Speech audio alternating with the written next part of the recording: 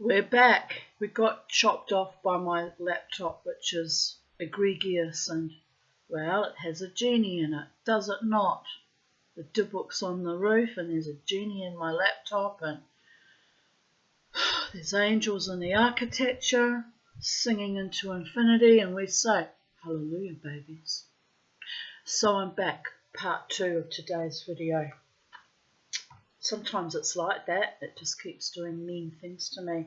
I decided not to start completely fresh because I like that I shared my little jewellery journey with you in part 1, and I didn't want to just repeat it all again. And it just becomes stilted if you have to keep repeating things over and over again. It becomes artificial and stilted and static, and I like things to be fresh and off the cuff and original and a bit unique. Oh. So anyway, we got chopped off halfway through, not halfway through, but 2 verses into the Grey Rock. So we'll start that poem from the top, I think, just for continuity's sake. Greetings from sacred space at Titania's realm. Hopefully the genie will behave itself along with all the other trickster fae that reside in Titania's realm. They can be a bit naughty sometimes, a bit bloody naughty. So anything for attention, am I right? Anyway, hopefully they'll be kind now and let me continue on with the task at hand. I'll have to go out and make them an offering later, just to appease them. Not really. I mean, I will make them an offering, but, don't need to appease them. I just need my laptop to stop being so bloody difficult. But it's always been like this. I don't know why. Right, we'll carry on. The Grey Rock. Poets with whom I learned my trade, companions of the Cheshire cheese, here's an old story I've remade, imagining 'twould better please your ears than stories now in fashion, though you may think I waste my breath pretending that there can be passion that has more life in it than death.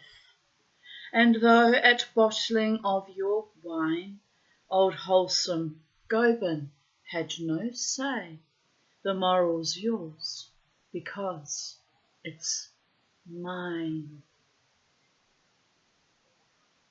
When cups went round at close of day, is not that how good stories run? The gods were sitting at the board in their great house at Slievenamon. They sang a drowsy song, or snored, for all were full of wine and meat.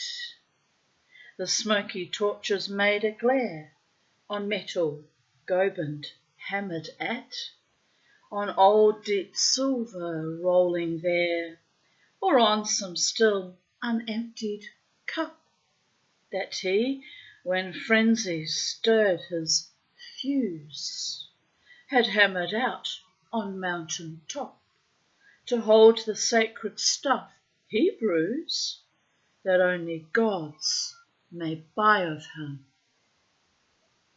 Now from that juice that made them wise, all those had lifted up the dim imaginations of their eyes, for one that was like woman made, before their sleepy eyelids ran, and trembling with her passion said, come out and dig for our dead man, who's burrowing somewhere in the ground, and mock him to his face, and then hollow him on with horse and hound, for he is the worst of all dead men.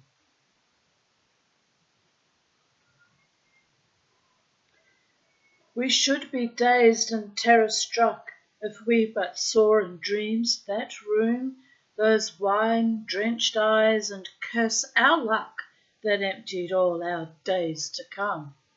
I knew a woman none could please, because she dreamed when but a child of men and women made like these, and after, when her blood ran wild, had ravelled her own story out, and said, in 2 or 3 years I needs must marry some poor lout, and having said it, burst in tears.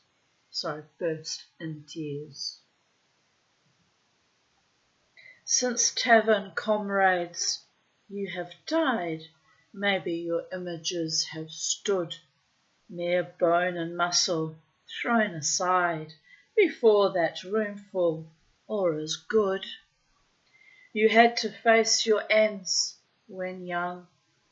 'Twas wine or women or some curse, but never made a poorer song that you might have a heavier purse, nor gave loud service to a cause that you might have a troop of friends. You kept the Muses' sterner laws, and unrepenting faced your ends. I have kept my faith, though faith was tried, to that rock-born, rock-wandering foot, and the world's altered since you died, and I am in no good repute with the loud host before the sea, that think sword strokes were better meant than lovers' music. Let that be, so that the wandering foot's content.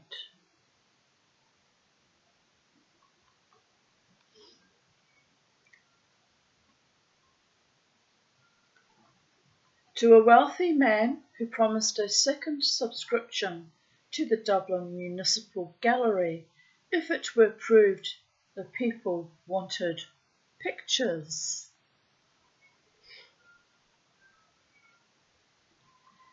You gave, but will not give again until enough of poor Dean's pence by biddies halfpennies have lain to be some sort of evidence. Before you'll put your guineas down, that things that were a pride to give are what the blind and ignorant town imagines best to make it thrive. What cared Duke Ercole that bid his mummers to the market-place, what the onion sellers thought or did, so that his Plautus set the pace for the Italian comedies? And Guido Baldo, when he made that grammar school of courtesies, where wit and beauty learned their trade upon Urbino's windy hill, had sent no runners to and fro that he might learn the shepherd's will. And when they drove out Cosimo, indifferent how the rancour ran, he gave the hours they had set free to Michelozzo's latest plan for the San Marco Library, whence turbulent Italy should draw delight in art whose end is peace, in logic and in natural law, by sucking at the dugs of Greece. Your open hand that shows our loss, for he knew better how to live. Let poor Deans play at pitch and toss, look up in the sun's eye and give what the exultant heart calls good, that some new day may breed the best, because you gave not what they would, but the right twigs for an eagle's nest. December 1912.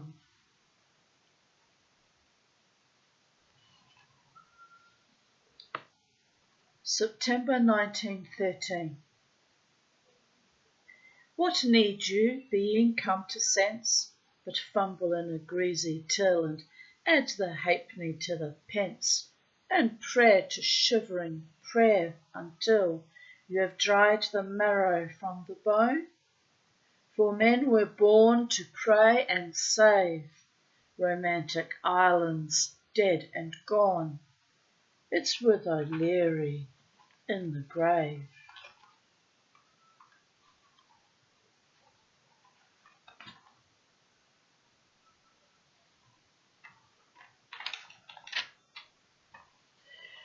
Yet they were of a different kind, the names that stilled your childish play. They have gone about the world like wind, but little time had they to pray. For whom the hangman's rope was spun, and what, God help us, could they save? Romantic islands dead and gone, it's with O'Leary in the grave. Was it for this the wild geese spread the grey wing upon every tide? For this that all that blood was shed? For this Edward Fitzgerald died? And Robert Emmet and Wolfe Tone, all that delirium of the brave? Romantic islands dead and gone, it's with O'Leary in the grave. Yet could we turn the years again and call those exiles as they were, and all their loneliness and pain, you'd cry some woman's yellow hair has maddened every mother's son. They weigh so lightly what they gave, but let them be.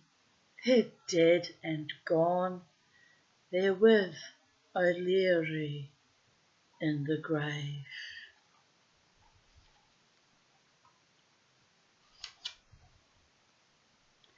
To a shade. If you have revisited the town, thin shade, whether to look upon your monument, I wonder if the builder has been paid, or happier thoughted when the day is spent, to drink of that salt breath out of the sea, when grey gulls flit about instead of men, and the gaunt houses put on majesty.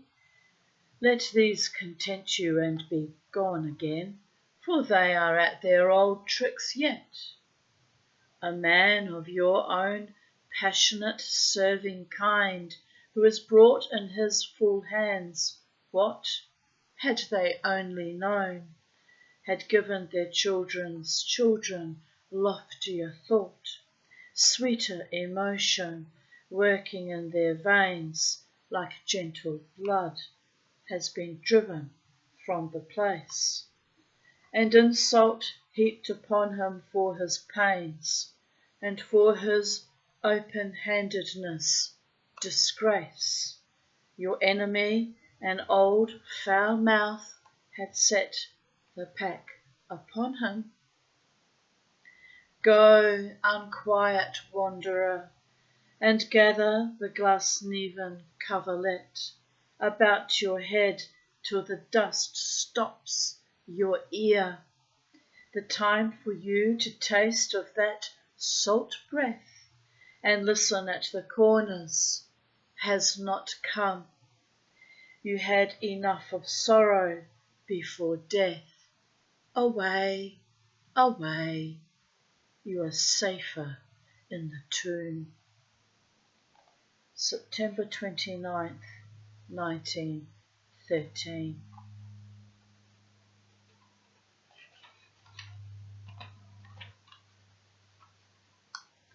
The Three Hermits. The three old hermits took the air by a cold and desolate sea.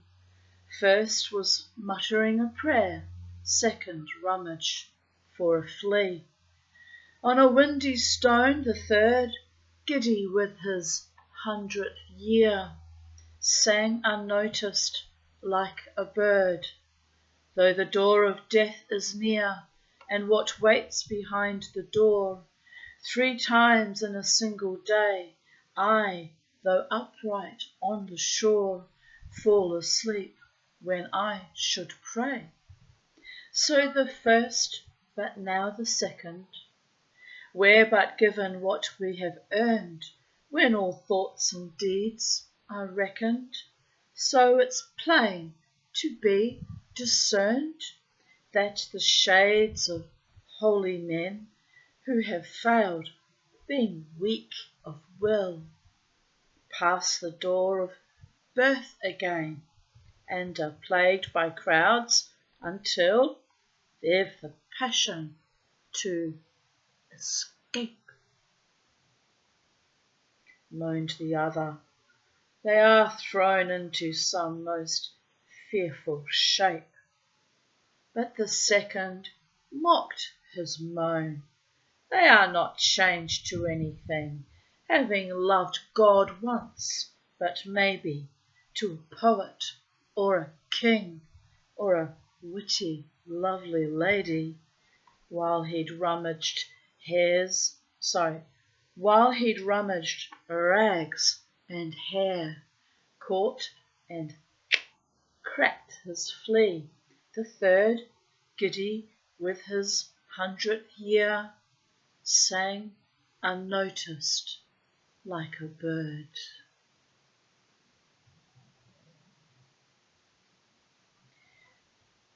Beggar to beggar cried. Time to put off the world and go somewhere and find my health again in the sea air.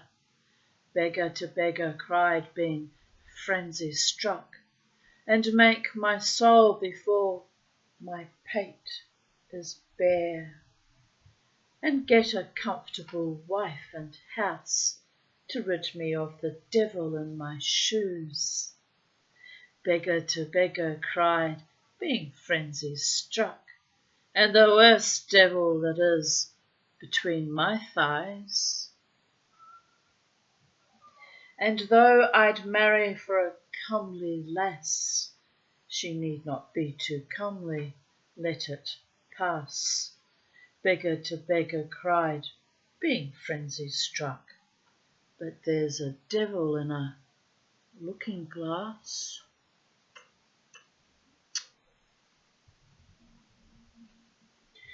Nor should she be too rich, because the rich are driven by wealth as beggars by the itch. Beggar to beggar cried, being frenzy struck, and cannot have a humorous, happy speech. And there I'll grow respected at my ease, and here amid the garden's nightly peace. Beggar to beggar cried, being frenzy struck, the wind-blown clamour of the barnacle geese.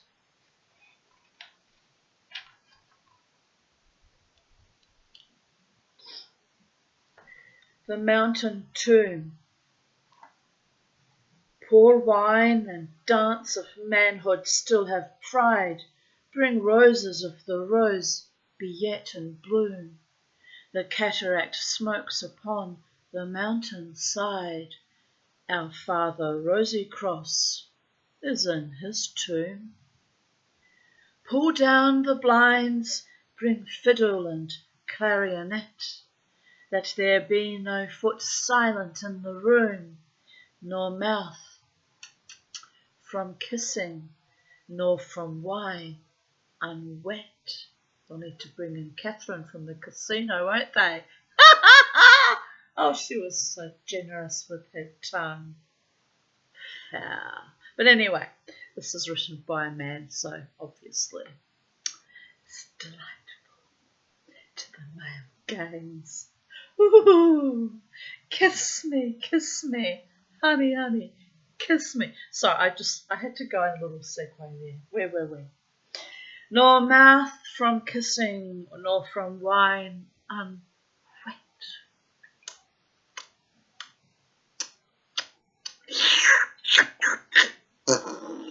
Sorry, I can't take it seriously just in this moment. Let me start again. Nor mouth from kissing, nor from wine unwet. Our Father, rosy cross, is in his tomb. In vain, the cataract still cries. The everlasting taper lights the gloom. All wisdom shut into his onyx eyes.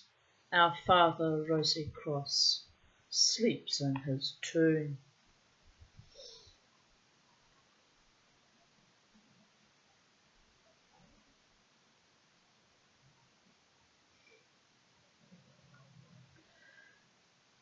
To a child dancing in the wind,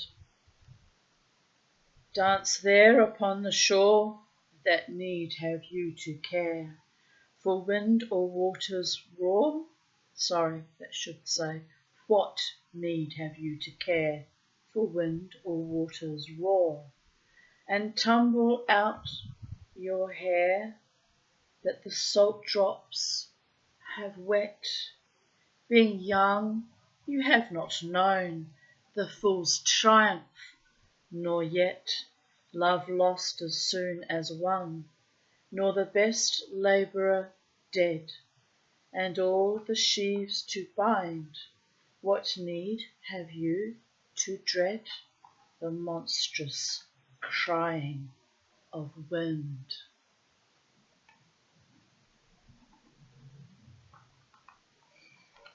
Friends, now must I these three praise, three women that have wrought what joy is in my days. One because no thought, nor those unpassing cares, no, not in these 15 many times troubled years, could ever come between mind and delighted mind. And one because her hand had strength that could unbind what none can understand, what none can have and thrive. Youth's dreamy load, till she so changed me that I live labouring in ecstasy. And what of her that took all till my youth was gone? With scarce a pitying look, how could I praise that one? When day begins to break, I count my good and bad, being wakeful for her sake, remembering what she had. What eagle look still shows, while up from my heart's root so great a sweetness flows, I shake from head to foot.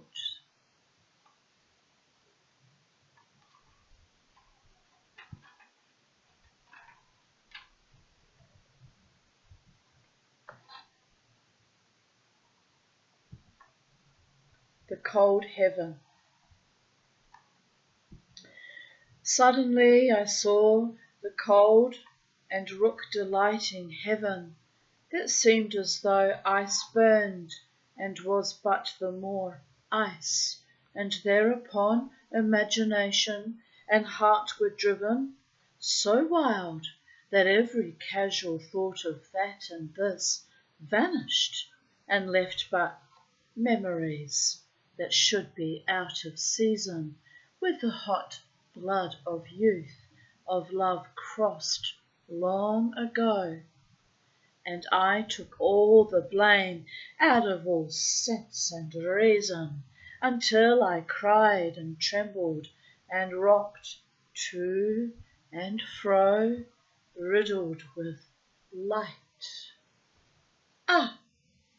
When the ghost begins to quicken, confusion of the deathbed over, is it sent out naked on the roads, as the books say, and stricken by the injustice of the skies for punishment? an appointment.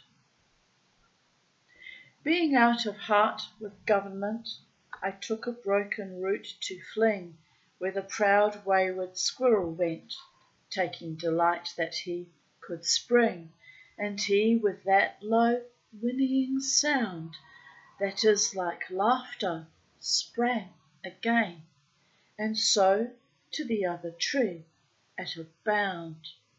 Nor the tame will, nor timid brain, nor heavy knitting of the brow, bred that fierce tooth and cleanly limb, and threw 'em up to laugh on the bough. No government appointed him.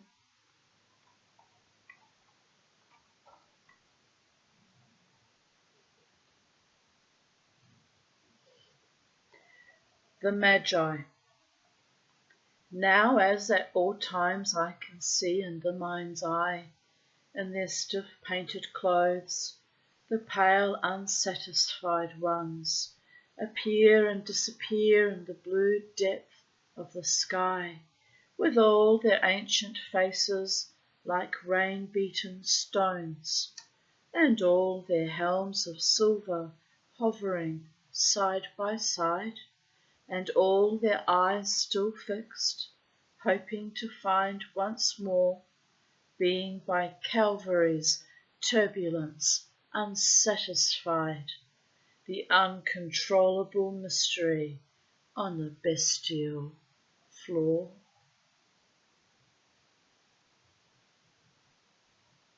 A coat.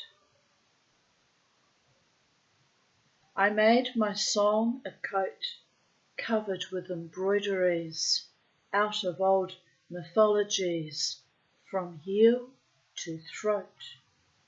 But the fools caught it, wore it in the world's eyes, as though they'd wrought it.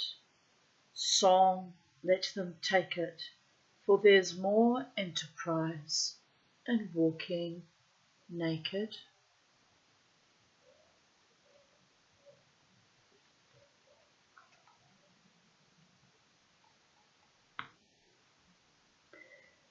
From the wild swans at Coone. The wild swans at Coone. The trees are in their autumn beauty, the woodland paths are dry. Under the October twilight, the water mirrors a still sky. Upon the brimming water, among the stones, excuse me, and 59 swans. The 19th autumn has come upon me since I first made my count. I saw, before I had well finished, all suddenly mount and scatter wheeling in great broken rings upon their clamorous wings. I have looked upon those brilliant creatures, and now my heart is sore. All's changed since I, hearing at twilight, the first time on this shore, the bell beat of their wings above my head, trod with a lighter tread. Unwearied still, lover by lover, they paddle in the cold, companionable streams, or climb the air. Their hearts have not grown old.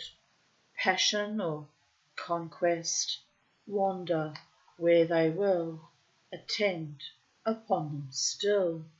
But now they drift on the still water, mysterious, beautiful.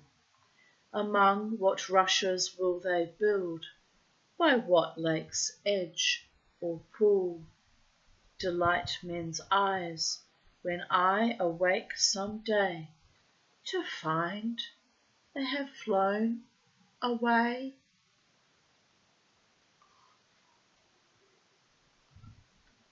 In memory of Major Robert Gregory. 1. Now that we're almost settled in our house, I'll name the friends that cannot sup with us beside a fire of turf in the ancient tower, and having talked to some late hour, climb up the narrow winding stair to bed, discoverers of forgotten truth, or mere companions of my youth, all are in my thoughts tonight, being dead. 2. Always we'd have the new friend meet the old, and we are hurt if either friend seem cold, and there is salt to lengthen out the smart in the affections of our heart, and quarrels are blown up upon that head, but not a friend that I would bring this night can set us quarrelling, for all that come into my mind are dead. 3. Lionel Johnson comes the first to mind, that loved his learning better than mankind, though courteous to the worst, much falling he brooded upon sanctity, till all his Greek and Latin learning seemed a long blast upon the horn that brought a little nearer to his thought a measureless consummation that he dreamed. 4. And that inquiring man John Synge comes next, that dying chose the living world for text, and never could have rested in the tomb, but that, long travelling, he had come towards nightfall upon certain set apart, in a most desolate stony place, towards nightfall upon a race, passionate and simple like his heart. 5.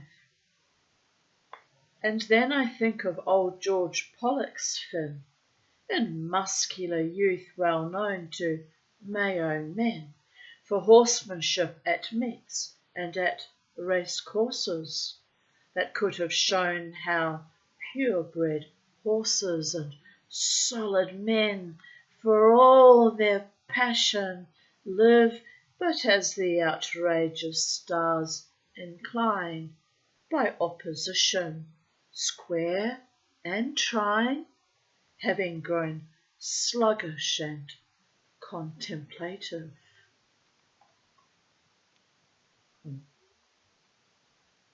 6. They were my close companions many a year, a portion of my mind and life, as it were, and now their breathless faces seem to look out of some old picture book.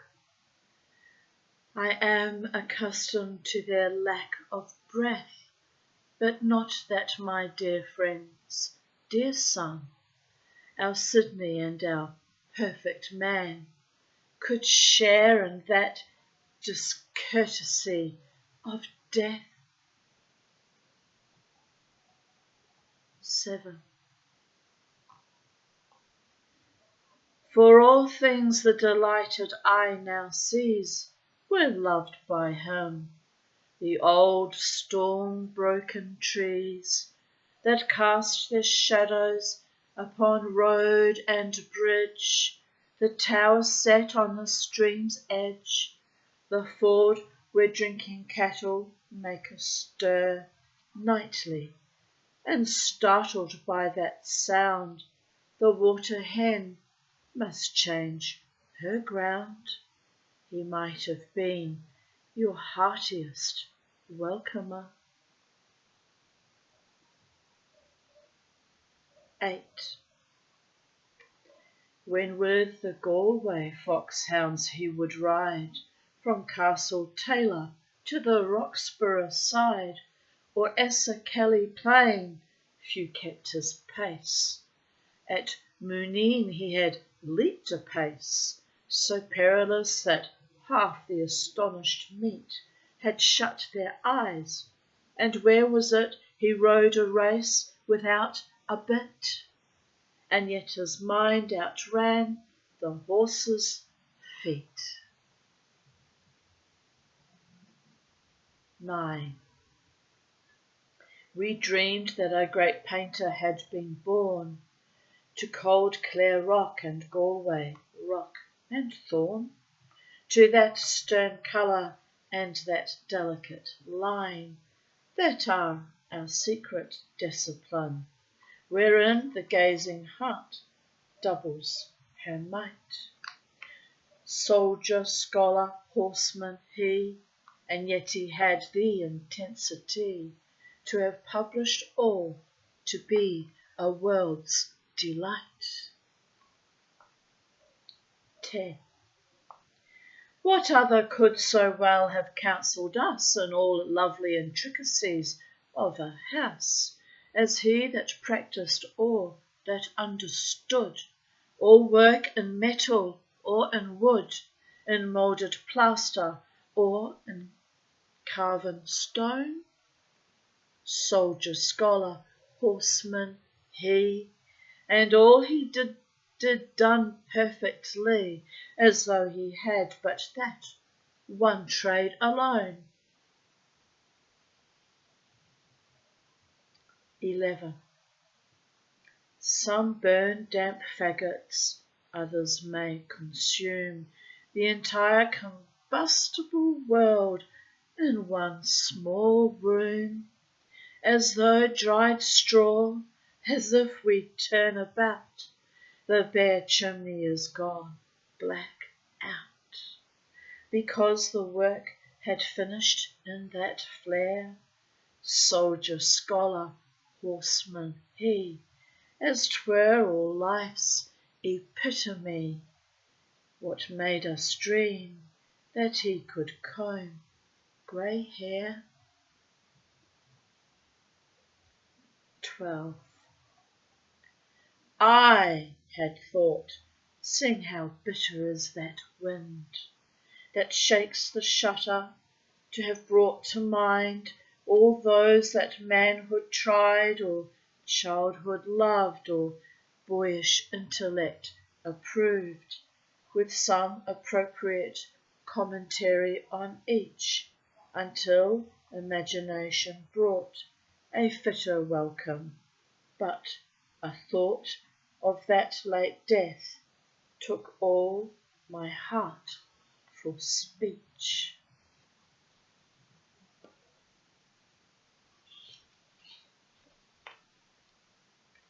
An Irish airman foresees his death. I know that I shall meet my fate somewhere among the clouds above. Those that I fight I do not hate, those that I guard I do not love. My country is Kiltartan Cross, my countrymen Kiltartan's poor. No likely end could bring them loss, or leave them happier than before. Nor law nor duty bade me fight, nor public men, nor cheering crowds.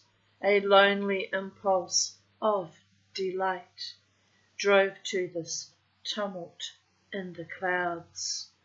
I balanced all, brought all to mind.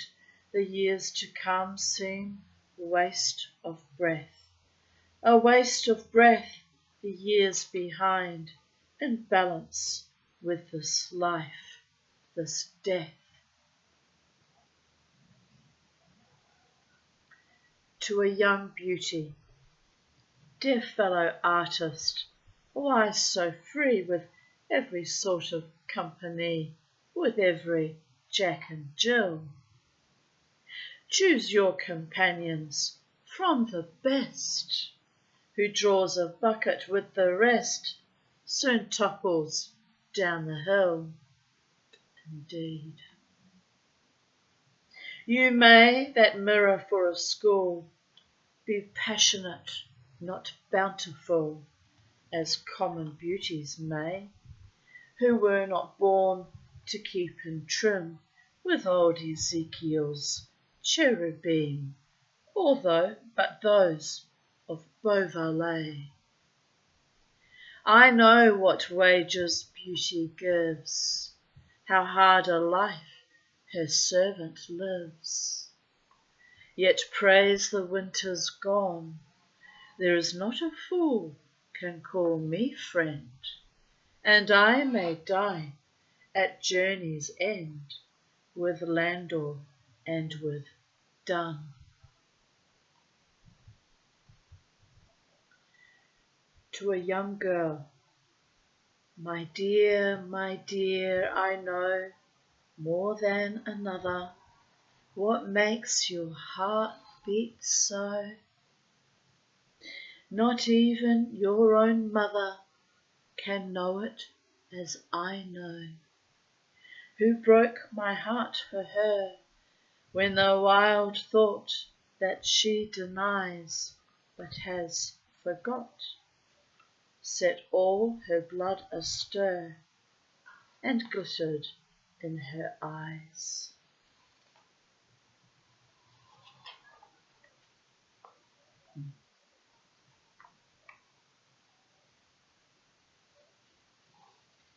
The Scholars.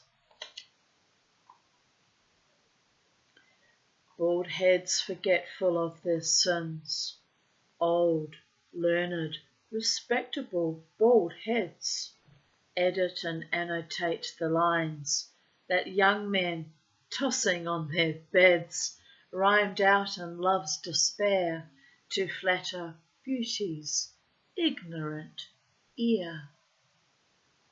All shuffle there, all cough in ink, all wear the carpet with their shoes, all think what other people think, all know the man their neighbour knows.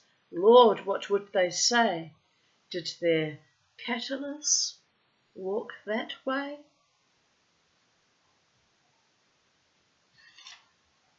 The Fisherman. Although I can see him still, the freckled man who goes to a grey place on a hill, in grey Connemara clothes, at dawn to cast his flies. It's long since I began to call up to the eyes this wise and simple man. All day I'd looked in the face what I had hoped 'twould be, to write for my own race and the reality. The living men that I hate, the dead man that I loved, the craven man in his seat, the insolent unreproved, and no knave brought to book who has won a drunken cheer, the witty man and his joke aimed at the commonest ear, the clever man who cries the catch cries of the clown, the beating down of the wise, and great art beaten down. Maybe a 12-month since, suddenly I began.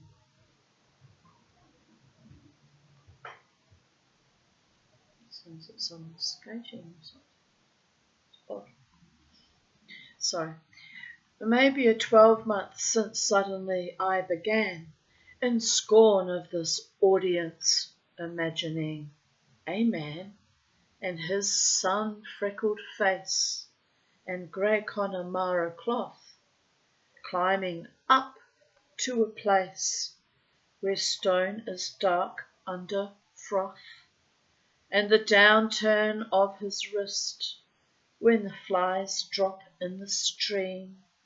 A man who does not exist, a man who is but a dream, and cried, before I am old I shall have written him one poem, maybe as cold and passionate as the dawn.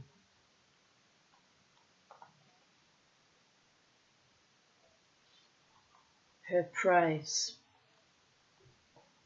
She is foremost of those that I would hear praised. I have gone about the house, gone up and down, as a man does who has published a new book, or a young girl dressed out in her new gown. And though I have turned the talk by hook or crook, until her praise should be the uppermost theme, a woman spoke of some new tale she had read, a man confusedly in a half-dream, and though some other name ran in his head, as though some other name ran in his head.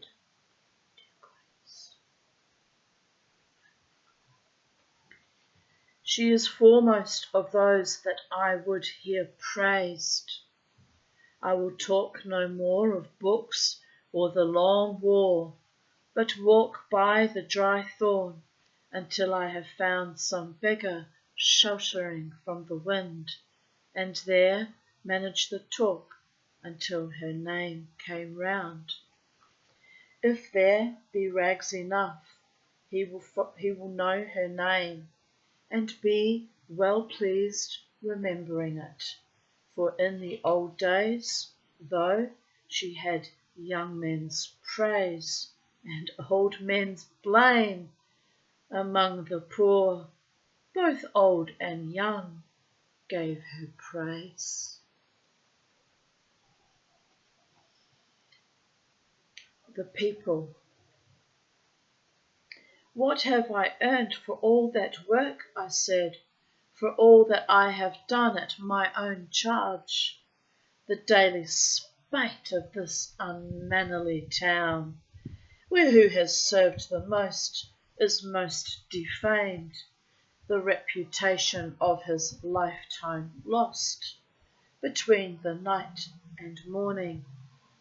I might have lived, and you know well how great the longing has been, where every day my footfall should have lit in the green shadow of Ferrara wall, or climbed among the images of the past, the unperturbed and courtly images. Evening and morning, the steep street of Urbino, to where the Duchess and her people talked, the stately midnight through, until they stood in their great window, looking at the dawn. I might have had no friend that could not mix courtesy and passion into one like those that saw the wicks grow yellow in the dawn. I might have used the one substantial right my trade allows, chosen my company, and chosen what scenery had pleased me best. Thereon my phoenix answered in reproof.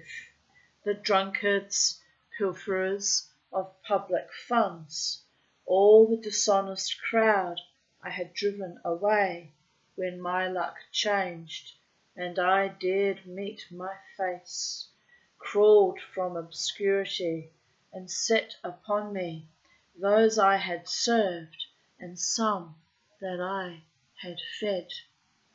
Yet never have I, now nor any time, complained of the people.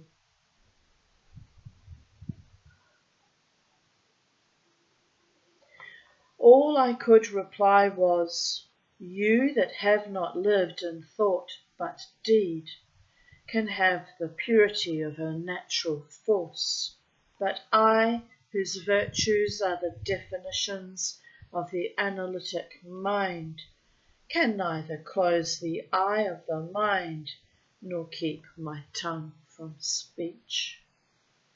And yet, because my heart leapt at her words, I was abashed, and now they come to mind. After 9 years, I sink my head abashed. broken dreams. There is grey in your hair. Young men no longer suddenly catch their breath when you are passing. But maybe some old gaffer mutters a blessing, because it was your prayer recovered him upon the bed of death. For your soul's sake, that all heart's ache have known, and given to others all heart's ache. From meagre girlhood's putting on burdensome beauty. For your soul's sake, heaven has put away the stroke of her doom. So great her portion in that peace you make, by merely walking into a room. Your beauty can but leave among us vague memories, nothing but memories. A young man, when the old men are done talking, will say to an old man, "Tell me of that lady the poet, stubborn with his passion, sang us when age might well have chilled his blood." Vague memories, nothing but memories, but in the grave all shall be renewed. The certainty that I shall see that lady leaning or standing or walking in the first loveliness of womanhood, and with the fervour of my youthful eyes, has set me muttering like a fool, "You are more beautiful than any one, and yet your body had a flaw. Your small hands were not beautiful, and I am afraid that you will run and paddle to the wrist in that mysterious, always brimming lake where those that have obeyed the holy law paddle and are perfect, leave unchanged the hands that I have kissed for old sake's sake." The last stroke of midnight dies. All day in the one chair, from dream to dream and rhyme to rhyme, I have ranged in rambling talk with an image of air. Vague memories, nothing but memories.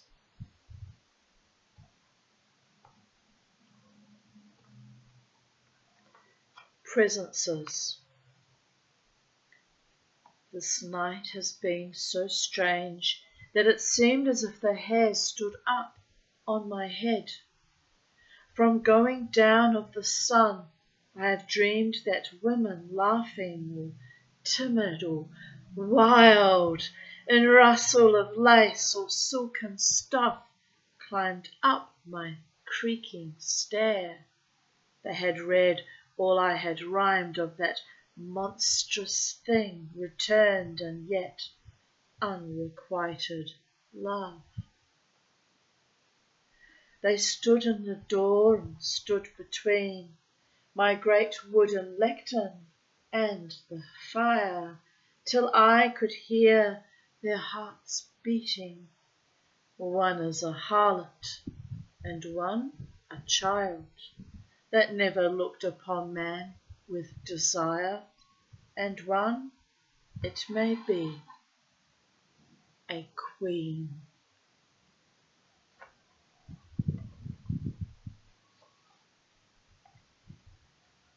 Ego dominus tuus. Hic. On the grey sand beside the shallow stream, under your old wind-beaten tower, where still a lamp burns on beside the open book that Michael Robarts left. You walk in the moon, and though you have passed the best of life, still trace, enthralled by the unconquerable delusion, magical shapes. Ile or Iye. Ile? By the help of an image, I call to my own opposite, summon all that I have handled least looked upon. Hic, and I would find myself, and not an image. Ea. That is our modern hope, and by its light we have lit upon a gentle, sensitive mind, and lost the old nonchalance of the hand, whether we have chosen chisel, pen, or brush. We are but critics, or but half create, timid, entangled, empty, and abashed, lacking the countenance of our friends. Hic. And yet the chief imagination of Christendom, Dante Alighieri, so utterly found himself that he has made that hollow face of his more plain to the mind's eye than any face but that of Christ. Ea. And did he find himself, or was the hunger that made it hollow a hunger for the apple on the bough most out of reach? And is that spectral image the man that Lapo and that Guido knew? I think he fashioned from his opposite an image that might have been a stony face, staring upon a Bedouin's horsehair roof from doored and windowed cliff, or half upturned among the coarse grass and the camel dung. He set his chisel to the hardest stone, being mocked by Guido for his lecherous life, derided and deriding, driven out to climb that stair and eat that bitter bread. He found the unpersuadable justice. He found the most exalted lady loved by a man. Hic.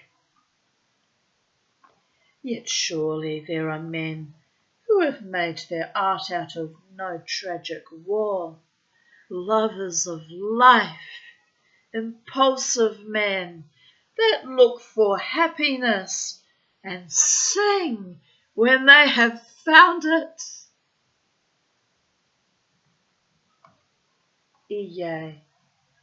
No, not sing, for those that love the world serve it in action, grow rich, popular, and full of influence.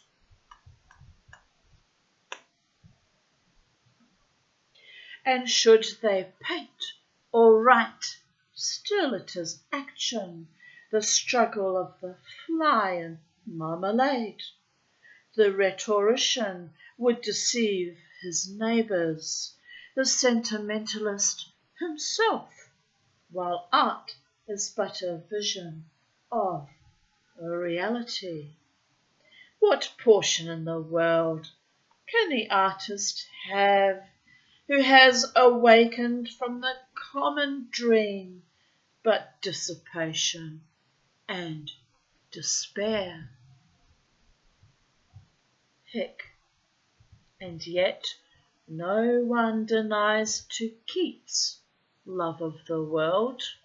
Remember his deliberate happiness. Yea, his art is happy, but who knows his mind? I see a schoolboy when I think of him, with face and nose pressed to a sweet shop window. For certainly he sank into his grave, his senses and his heart unsatisfied, and made, being poor, ailing, and ignorant, shut out from the luxury of the world, the coarse-bred son of a livering stable keeper, luxuriant song. Hic. Why should you leave the lamp burning alone beside an open book and trace his characters upon the sands? A style is found by sedentary toil and by the imitation of great masters. Yea, because I seek an image, not a book. Those men that in their writings are most wise own nothing but their blind, stupefied hearts.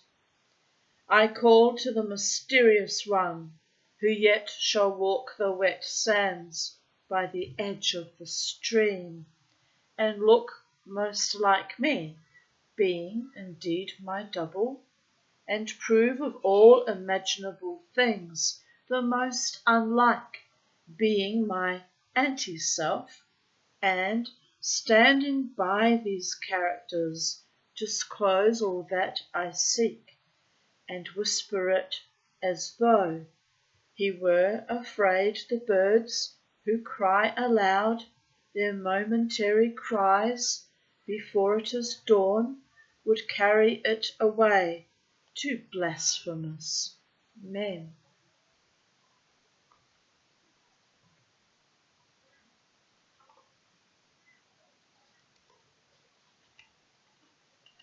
Just seeing how long this chapter goes for. Right. The phases of the moon. An old man cocked his ear upon a bridge, he and his friend, their faces. Sorry, I'm not interested, mate. Not interested. Bye.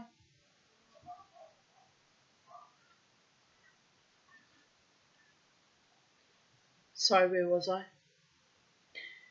An old man cocked his ear upon a bridge, he and his friend, their faces to the south, had trod the uneven road. Their boots were soiled, their Connemara cloth worn out of shape. They had kept a steady pace, as though their beds, despite a dwindling and late risen moon, were distant still. An old man cocked his ear. Ahern. What made that sound? Robarts. A rat or water hen splashed, or an otter slid into the stream. We are on the bridge, that shadow is the tower, and the light proves that he is reading still. He has found, after the manner of his kind, mere images, chosen this interest to live in because, it may be, of the candle light from the far tower where Milton's Platonist sat late, or Shelley's visionary prince, the lonely light that Samuel Palmer engraved, an image of mysterious wisdom won by toil, and now he seeks in book or manuscript what he shall never find. Ahern. Why should not you, who know it all, ring at his door and speak, just truth enough to show that his whole life will scarcely find for him a broken crust of all those truths that are your daily bread. And when you have spoken, take the roads again. Robarts. He wrote of me in that extravagant style he had learnt from Pater, and to round his tale said I was dead, and dead I choose to be. Ahern. Sing me the changes of the moon once more, true song though speech, mine author sung it me. Robarts. 28 the phases of the moon, the full and the moon's dark, and all the crescents. 28 and yet but 26, the cradles that a man must needs be rocked in, for there's no human life at the full or the dark.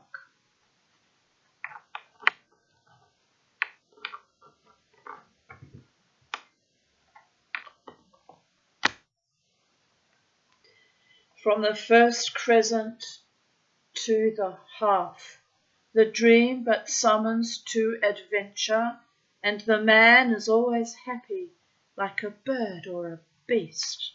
For while the moon is rounding towards the full, he follows whatever whims most difficult, among whims not impossible. And though scarred, as with the cat o' nine tails of the mind, his body moulded from within his body grows comelier. 11 pass, and then Athene takes Achilles by the hair. Hector is in the dust. Nietzsche is born, because the hero's crescent is the 12th. And yet twice born, twice buried, grow he must before the full moon, helpless as a worm. The 13th moon but sets the soul at war in its own being, and when that war's begun, there is no muscle in the arm, and after, under the frenzy of the 14th moon, the soul begins to tremble into stillness, to die into the labyrinth of itself. Ahern. Sing out the song, sing to the end, and sing the strange reward of all that discipline. Robarts. All thought becomes an image, and the soul becomes a body, that body and that soul, too perfect at the full to lie in a cradle, too lonely for the traffic of the world. Body and soul cast out and cast away beyond the visible world. Ahern. All dreams of the soul end in a beautiful man's or woman's body. Robarts. Have you not always known it? Ahern. The song will have it that those that we have loved got their long fingers from death and wounds, or on Sinai's top, or from some bloody whip in their own hands. They ran from cradle to cradle till at last their beauty dropped out of the loneliness of body and soul. Robarts. The lover's heart knows that. Excuse me. Ahern. It must be that the terror in their eyes is memory or foreknowledge of the hour when all is fed with light and heaven is bare. Robarts. When the moon's full, those creatures of the full are met on the waste hills by countrymen who shudder and hurry by. Body and soul estranged amid the strangeness of themselves, caught up in contemplation, the mind's eye fixed upon images that once were thought. For separate, perfect and immovable images can break the solitude of lovely, satisfied, indifferent eyes. And thereupon, with aged, high-pitched voice, Ahern laughed, thinking of the man within his sleepless candle and laborious pen. Robarts. And after that the crumbling of the moon, the soul remembering its loneliness, shudders in many cradles, all is changed. It would be the world's servant, and as it serves, choosing whatever tasks most difficult, among tasks not impossible, it takes upon the body and upon the soul the coarseness of the drudge. Ahern. Before the full it sought itself, and afterwards the world. Robarts. Because you are forgotten, half out of life, and never wrote a book, your thought is clear. Reformer, merchant, statesman, learned man, dutiful husband, honest wife by turn, cradle upon cradle, and all in flight, and all deformed, because there is no deformity but saves us from a dream. Ahern. And what of those that the last servile crescent has set free? Robarts. Because all dark, like those that are all light, they are cast beyond the verge, and in a cloud, crying to one another like the bats, and having no desire, they cannot tell what's good or bad, or what it is to triumph at the perfection of one's own obedience, and yet they speak what's blown into the mind, deformed beyond deformity, unformed, insipid as the dough before it is baked. They change their bodies at a word. Ahern.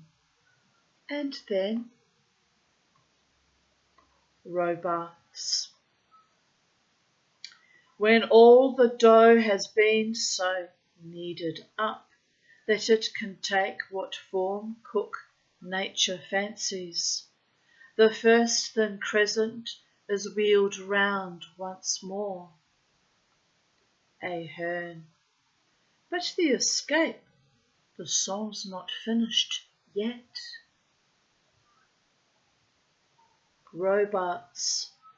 Hunchback and saint and fool are the last crescents. The burning bow that once could shoot an arrow out of the up and down, the wagon wheel of beauty's cruelty and wisdom's chatter, out of that raving tide, is drawn betwixt deformity of body and of mind. Ahern. Were not our beds far off, I'd ring the bell, stand under the rough roof timbers of the hall, beside the castle door, where all is stark austerity, a place set out for wisdom that he will never find. I'd play a part. He would never know me after all these years, but take me for some drunken countryman. I'd stand and mutter there until he caught hunchback and saint and fool, and that they came under the 3 last crescents of the moon. And then I'd stagger out. He'd crack his wits day after day, yet never find the meaning. And then he laughed to think that what seemed hard should be so simple. A bat rose from the hazels and circled round him with its squeaky cry. The light in the tower window was put out.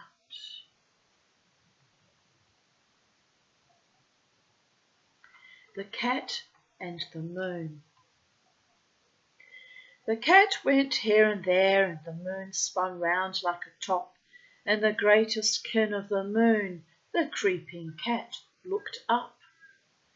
Black Minnaloushe stared at the moon, for, wander and wail as he would, the pure cold light in the sky troubled his animal blood. Minnaloushe runs in the grass, lifting his delicate feet. Do you dance, Minnaloushe? Do you dance? When 2 close kindred meet, what better than call a dance? Maybe the moon may learn, tired of that courtly fashion, a new dance turn. Minnaloushe creeps through the grass, from moonlit place to place. The sacred moon overhead has taken a new phase. Does Minnaloushe know that his pupils will pass from change to change, and that from round to crescent, from crescent to round, they range? Minnaloushe creeps through the grass, alone, important and wise, and lifts to the changing moon his changing eyes.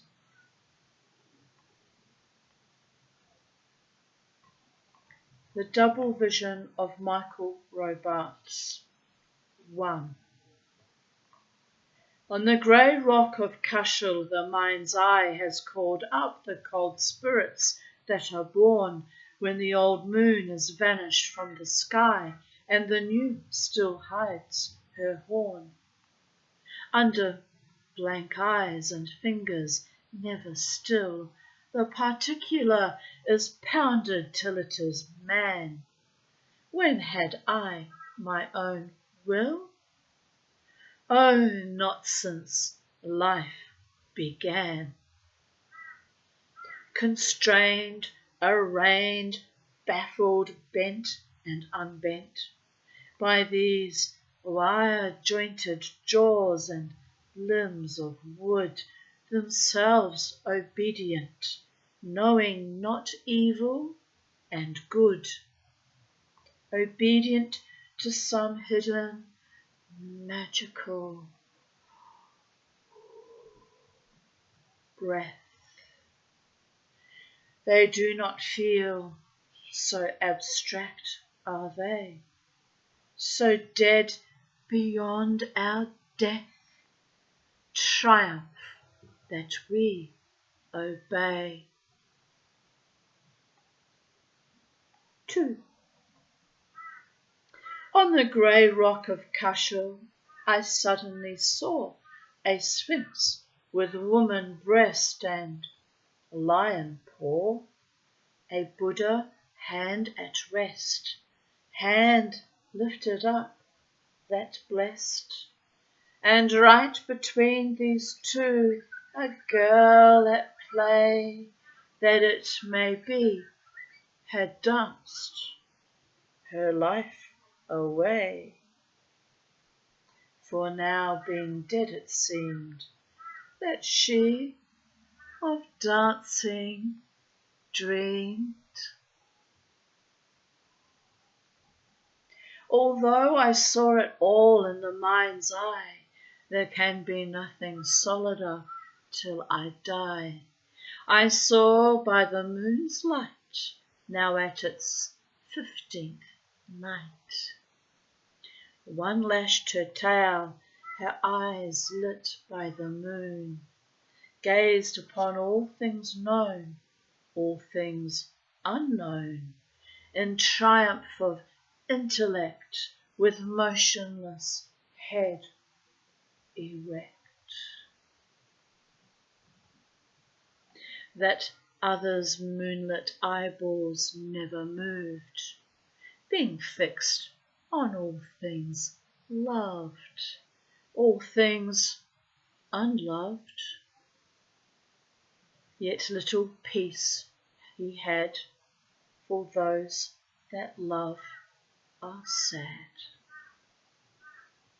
And little did they care who danced between, and little she by whom her dance was seen, for she had outdanced thought, body perfection brought. For what but eye and ear silence the mind with the minute particulars of mankind? Mind moved yet seemed to stop, as 'twere a spinning top. In contemplation had those three so wrought upon a moment, and so stretched it out, that they, time overthrown, were dead, yet flesh and bone. 3. I knew that I had seen at last, that girl my unremembering nights hold fast. Or else my dreams that fly, if I should rub an eye, and yet in flying fling into my meat a crazy juice that makes the pulses beat, as though I had been undone by Homer's paragon, who never gave the burning town a thought. To such a pitch of folly I am brought, being caught between the pool of the dark moon and the full, the commonest of thought and images, that have the frenzy of our western seas. Thereon I made my moan, and after kissed a stone, and after that arranged it in a song, seeing that I, ignorant for so long, had been rewarded thus in Cormac's ruined house. Right, the next batch of poems are from his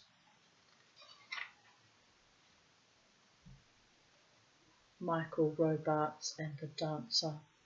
But I'm a little bit weary today. I don't know why. I was very weary yesterday too. But I pushed through and I made some lovely things. But I do have a fair bit of washing to do. I've got to wash all my bed linen and crack on with that, as they say. And it's a glorious day, so I want to get outside a bit and enjoy the sunshine. So blessed be from sacred space at Titania's realm. I hope you got something out of this lovely poetry, and certainly was prescient and reminiscent of my current situation. So the angel or fae or entity that insisted I read Yeats was putting me in the right path of reminding me of all the evil, vicious games that were played and trying to invalidate and destroy me, of which I was reasonably aware. So, bye for now. Have a beautiful day, people of Earth. Take good care.